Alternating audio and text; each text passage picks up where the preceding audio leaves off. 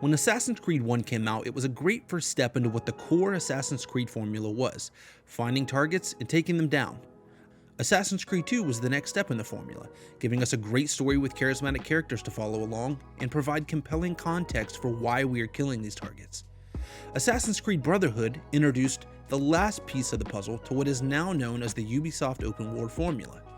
In some cases this is great, but in an eerie sort of way, you can see the blueprint that led to the current skew of Assassin's Creed games that have left many long-term fans jilted.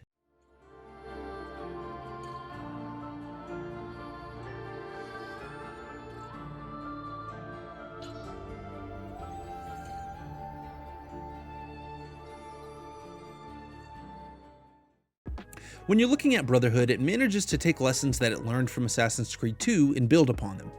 It taking place directly after the events of 2 makes it feel like the truest sequel that the series has ever had.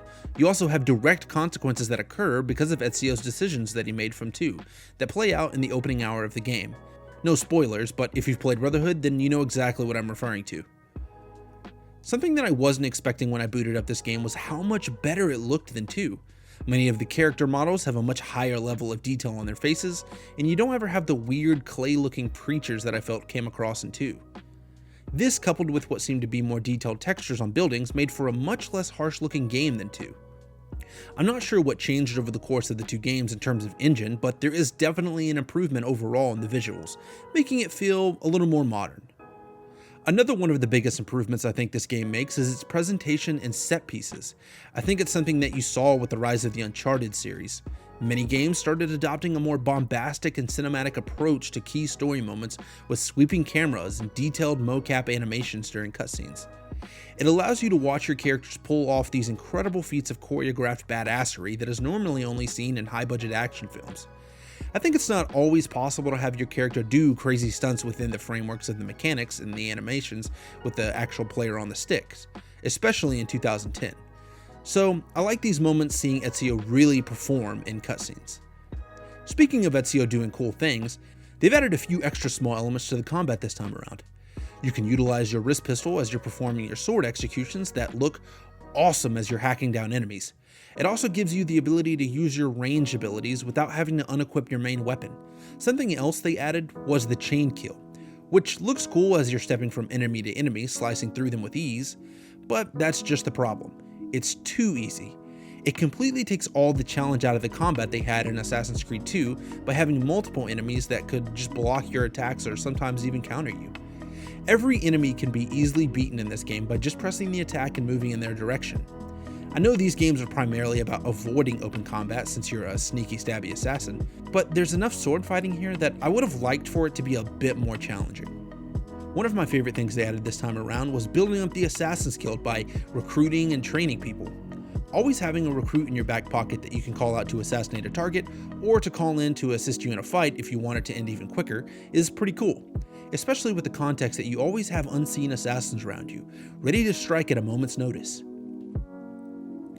The method of training them is a bit of a dated concept in terms of game design, leaving it almost feeling like a mobile game mechanic. After saving recruits from guards, you send them on missions on a screen that you receive money and crafting items for after they've been out for a period of time. It's not the worst thing in the world because they are never gone for too long, and you can always go do another activity that you don't need their help with if all your assassins are away on missions.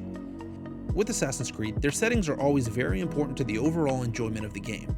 I think this game is a step back. Yes, it is more immersive, having Rome be one large city that you can run around in, but there's very little variety, and the city really isn't that big by today's video game map standards. You will find yourself becoming increasingly familiar with the same areas as you run around, and they look very similar, and after a while everything gets boring to look at.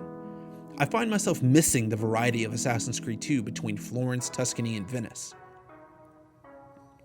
While the way a world looks is important, what's more important is the things you are given to do in that world, and that is where this game really starts branching out and you see the real first swing at what becomes the staple of Ubisoft's design philosophy of just more. More things to do, more items to collect, and more boxes to check off. We saw viewpoints with the first Assassin's Creed, but here we see the first iteration of that, with towers or structures that are controlled by enemies that you have to kill in order to liberate part of the map from their influence. This allows you to interact with the viewpoints so that you can see more of the map. You see Ubisoft really develop this idea in Far Cry games with their radio towers and outposts. They also changed up the real estate investment part of the game, where it's not just one location like the villa. Having it expanded across the city feels way more video gamey in a way that doesn't really make a ton of sense, but it does make for an interesting mechanic of checking off items on a list to complete. The world doesn't develop in any visual way beyond Borgia soldiers missing. You just have small shops open that were previously closed. Seeing the visual progress of the villa change was way more rewarding in my opinion. Going back to the idea of just having more, there are plenty of things to do in this game, whether it be running through different dungeons like the Layers of Romulus to unlock special items, performing missions for one of the 3 different factions, assassinating targets, killing Templar agents, taking out Da Vinci's war machines, and the list goes on. The Ubisoft formula works as a bit of a pro and a con here. I think by really doubling down on making a world with lots of stuff to do, the main story missions become very forgettable. I think the beginning and the end of the game are great in terms of story and memorable presentation, but the entire middle portions of the game just kind of come and go. None of it sticks with me like the way assassinations do from previous entries, whether it's sneaking into a crazy doctor's clinic in Acre, or flying into the Palazzo to assassinate a target in Venice. The only moments that stick out to me in this game really are the Da Vinci missions and the Layers of Romulus. These missions all manage to make these different little encounters that provide different challenges, like one Da Vinci mission, which involves the flying machine that is also a bomber, where you have to take out the factories that are making them. The layers have different feels, like one might be a chamber of the Roman Emperor Nero and have lots of fire, and another is you running through the catacomb maze trying to find the inn. They change up the special requirements to get 100% synchronization often enough that you don't get bored, and challenge you in different mechanical ways. 100% sync aspect is an interesting addition that they keep in the series going forward. On one hand, you could argue that it's to pad gameplay by forcing you to replay missions, or it's not good because it forces the player to play a certain way. I, however, enjoyed it. I think it challenges the player in sometimes difficult but doable ways, like not killing enemies or remaining undetected until you reach your destination. I think these optional objectives make up for the lack of difficulty in combat that I mentioned before by giving you gameplay variety. Otherwise, you could just steamroll through most enemies in the game, but you can still do that if you wanted to. Contextually, it's also cool doing these things the same way that Ezio did. Oh, and this is something of a nitpick, but let me rant for a minute. Something I didn't realize was this was the first time this game really started to overuse tailing missions in the main story.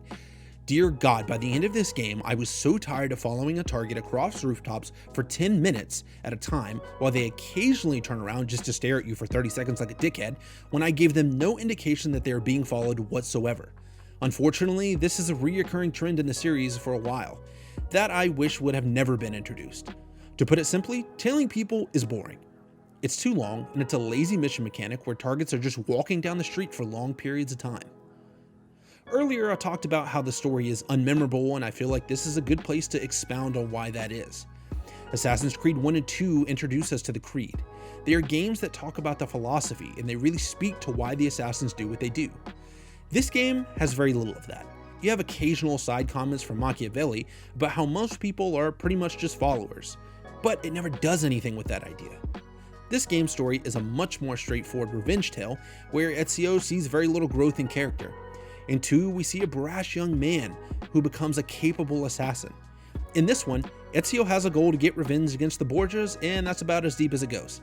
He has a couple of interesting character interactions, specifically with his sister, but it's nothing at all like the characters in 2. Now, this is a slight spoiler for a game that came out over a decade ago, but Ezio becoming mentor should have been a much bigger deal than it was. It happening over the span of a 3-minute cutscene with absolutely no impact on really anything in the game is a shame. You would think we could at least get a cool new outfit or something to commemorate it, but nope, I guess not. Before I replayed this game, I remembered it much more fondly than how I felt after beating it this time around. I think it was the first sign of a crack in Ubisoft's formula of just having more stuff to do that don't add anything interesting to the plot. There's plenty of activities and cool set pieces that are a lot of fun to play through, but by the end I was tired of running around Rome. especially since the city has such a samey visual design. Also, nothing happens in the story to make me think differently about the characters or even challenge them in any sort of philosophical way. I think this is the game that if it's your first time playing through the series, then sure, give it a go. But if you are replaying through the series, I would almost recommend skipping this one and go watch a YouTube video for a quick refresher on what are the very few important story moments that happen here. Then you can just move on to Revelations, which, from what I remember, has more themes and character growth, but I guess we'll have to find out if that memory is correct in a later video. Thank you for watching, guys, and I'm curious if I'm alone on this game being a bit of a misstep, or maybe for you this is your favorite Assassin's Creed title. Let me know in the comments below, and thanks for watching.